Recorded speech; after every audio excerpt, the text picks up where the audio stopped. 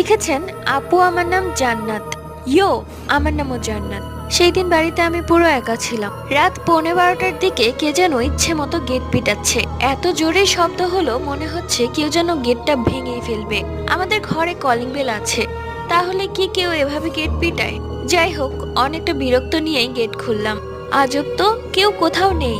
তাহলে কে এত জোরে জোরে গেট নক করেছে? আর এবারের সিঁড়িগুলো অনেক বড় বড়, মানে সিঁড়ি দিয়ে উঠতে এবং নামতেও বেশ সময় লাগে। তাহলে কে এত জোরে জোরে গেট নক করে এত জলদি নেমে গেল? দেখলাম পুরো ফ্ল্যাটটা অন্ধকার। অবশ্য রাত 11:30টার দিকে দারোয়ান সব লাইট অফ করে দেয়, যার জন্য এত অন্ধকার দেখাচ্ছে। তা আমি গেট অফ করে আবার শুয়ে পড়লাম। কিছুক্ষণ পর এর থেকেও আরো দ্বিগুণ শব্দে কেউ গেট পিটাচ্ছে। আমি এবার খুব ভয় পেয়ে যাই। দূরবীন দিয়ে তাকালাম, কাউকেই দেখা যাচ্ছে না। ফজরের আজান পর্যন্ত এইভাবেই গেট পিটাতে থাকে। আজানের পর সব ঠিক হয়ে যায়।